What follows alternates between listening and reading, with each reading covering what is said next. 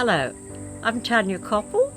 I live in this beautiful rainforest in Karoi in Queensland, and I've been here for 11 years and I've just loved it.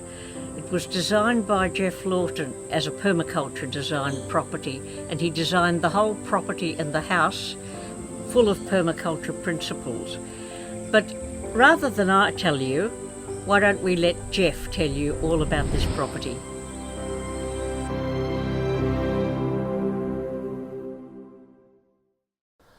I'd like to give you a bit of information about property purchase. I was in a situation where I downscaled from a 30-acre property to a 5-acre property, and I was on a budget. So I particularly wanted a value purchase, and I was looking for a block of land that was possibly awkward value, but something I could actually design and get a good result out of. Something that could produce some surplus food that I could sell and provide for my own needs. I came across this little property. It was on a hill slope on a road, and that road sloped down to the north. Now, this was in Australia, so east is over on this side and west over here. So the sun went around the sky this way. So we're on a sun-facing slope. Aspect was good. The slope was not too steep, and it was on a good road frontage. The property boundary set back just from the road, entrance just here, came along, and it was 5 acres in size. It was kind of this shape. Nice small property. And one of the main features that I saw originally was there was a seasonal creek coming through here and off the property. That had about a 200-acre catchment, so that's quite a water resource. Now, over on this side, there was another dry gully that would run in wet times coming through, and that had about a 40-acre catchment. So a reasonable sort of valley would run in seasonal rains for sure. And then there was a small valley that started on the property. It would only run when there was large rains coming through. And those were the valley features, those were the water features. But that whole side of the property, everything over on this side was regrowth forest. This is about 20-year regrowth forest across here.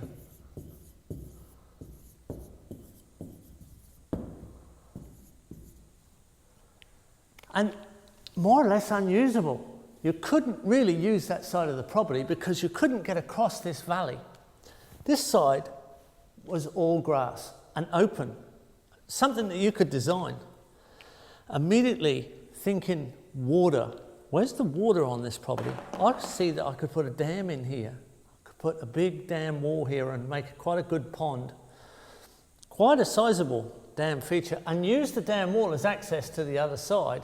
And then there was other possibilities for dams on the other valleys. And because most of the property was unusable and only the front section cleared, it was quite a cheap price. So this is a property I decided to purchase. And the first thing we did, driveway kind of came in like this, had a nice double X entrance driveway. Also had a runoff next to the road here, and that came through under the driveway. So it had pipes coming through underneath the driveway. So I had some catchment off the road.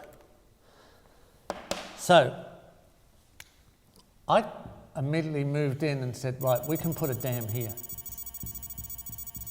And that dam will give us access to the other side of the property. And then I could see there was another dam site at the back, and we could put another dam here and have slightly higher water. And that would make an ideal fish pond. And then there was another obvious dam site just here, pretty close to the boundary. And that would make a nice agriculture style dam. So this dam became a major feature and really enhanced the property, and just went slightly flooded back off the property, which the next door neighbour didn't mind.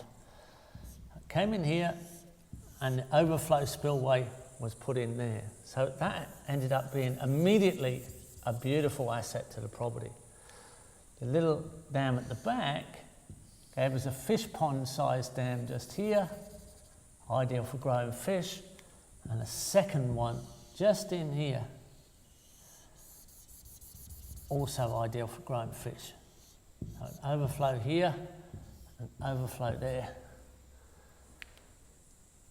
But I still needed gravity water, and the highest point on the property was just here.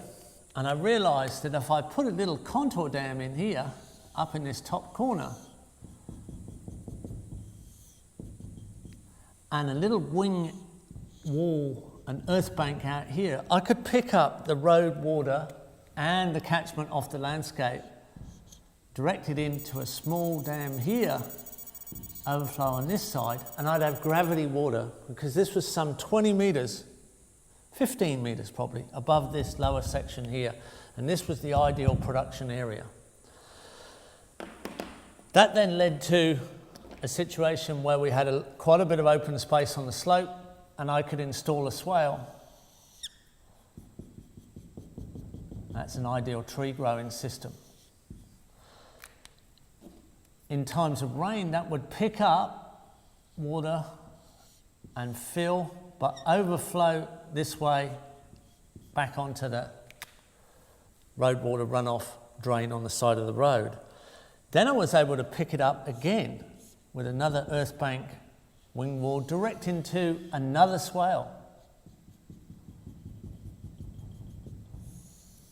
So that gave me 2 lines of trees to put food forest in, and that directed that water when it was in surplus and soaked this swale and overflow there next to the boundary.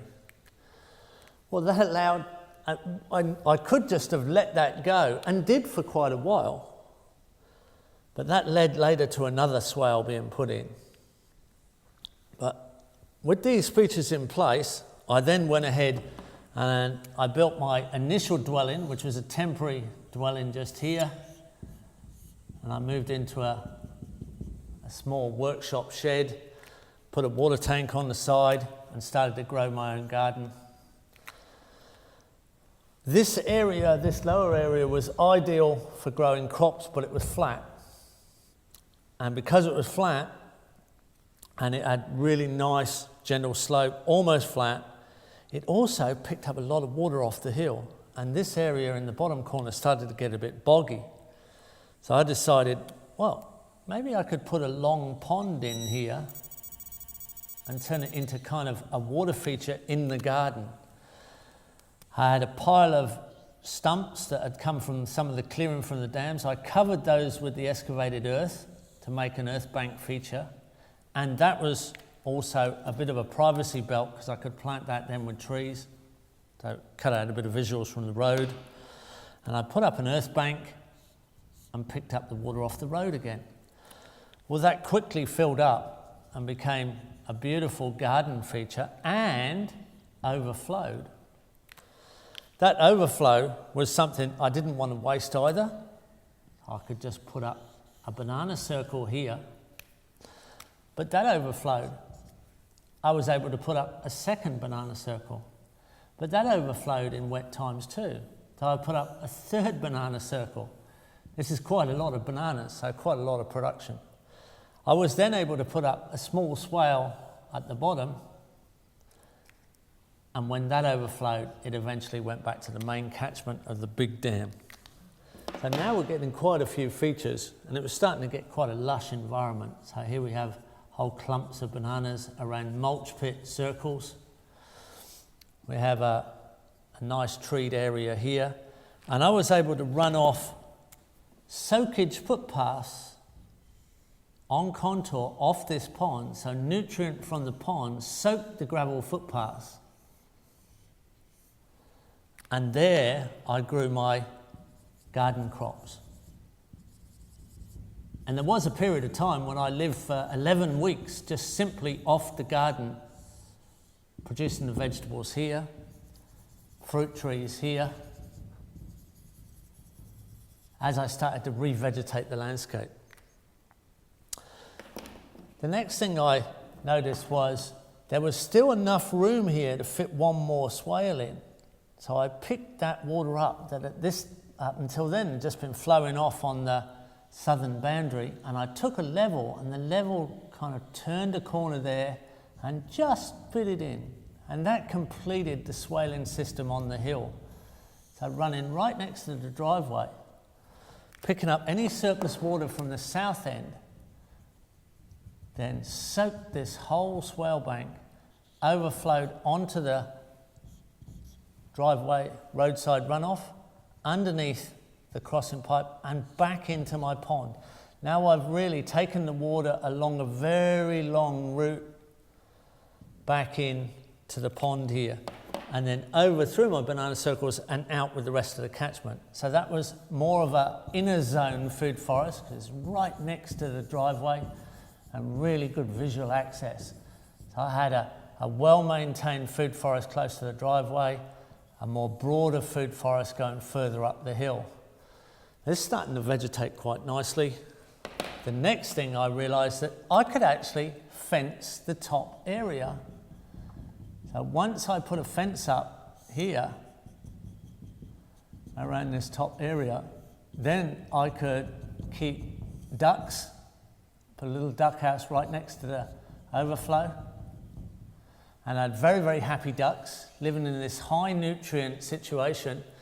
Quite a lot of growth, bamboo on the wall, trees around the back of the dam, and water that was now full of duck nutrient. So when that overflow would rain, or if I started a pump, I set a pump up here at the large dam.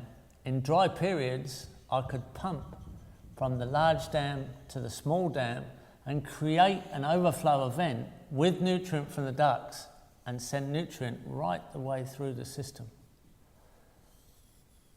So this is revegetation to my convenience. So things are going quite nicely, and it's at a time when I'm about to look at building a house on the opposite side. So I brought my driveway through next to my temporary dwelling, put a concrete crossing over the large spillway on the big dam, across the dam wall, and then up into the forest, which was quite a nice regrowth forest, not of super high quality, but quite nice quality, down and over the dam wall. I was able to find a really interesting position to build my house,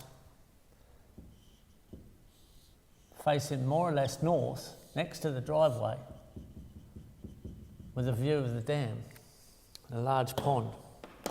But it became obvious there was another potential here for another body of water as a fish pond.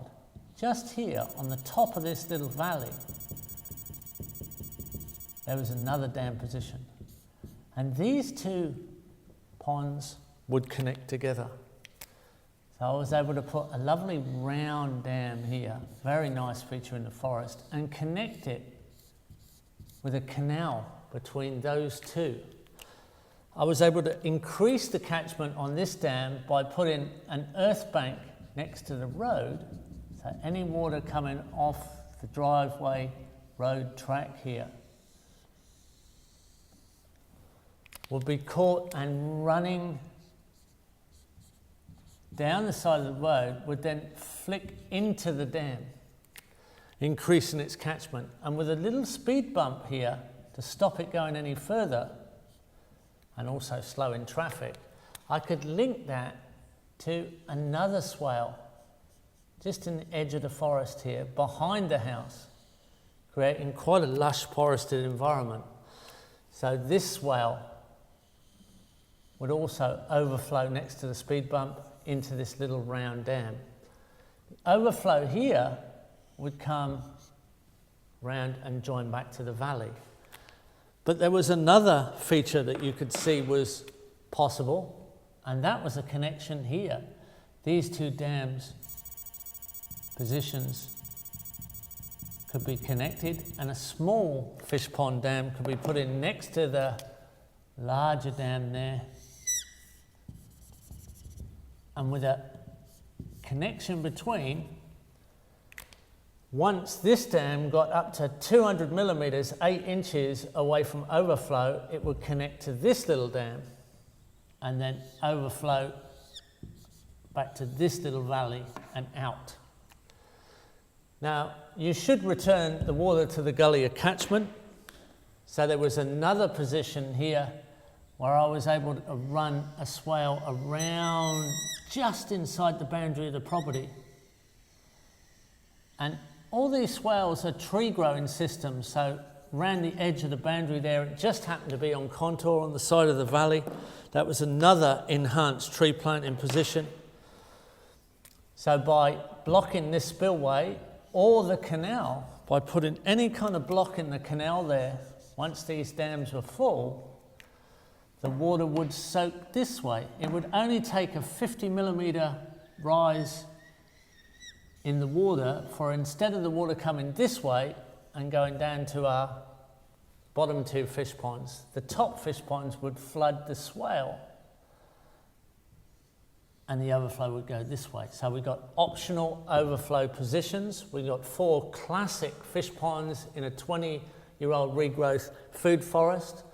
We've got a beautiful little house with a view down across 2 ponds, 2 dam fish ponds, and a canal in between, looking at the sunset. We've got a beautiful enhanced swale behind the house on the shade side, an enhanced tree planting along the western boundary. We've got a gorgeous featured dam. We've got a production area. Now this could be filled in with food forest around the vegetable garden and our little garden pond. Almost complete. I built a jetty out into the larger dam. And we had a swimming feature. I was able to then, I'm more or less complete on water, but there was the possibility of bringing in a little pond here in the ridge point of that dam, of that swale. There was a small featured ridge point pond put in there, and we ended up with 1, 2, 3, 4, 5, 6, 7, 8 water features on 5 acres, and there was still an acre of wilderness. Now, from a property that was pretty plain, it was actually cheap because a lot of it was unusable. It became a highly productive system with wilderness and sanctuary still included. And the earthworks really was very cheap in comparison to the result that we achieved, but also the boost in price. The property went up 4 or 5 times that value in actual price of real estate. And there's easily 1/5, 20% of the landscape in water with great productivity all the way through. So a really long track of water and a slow track of water and an incredible boost in production.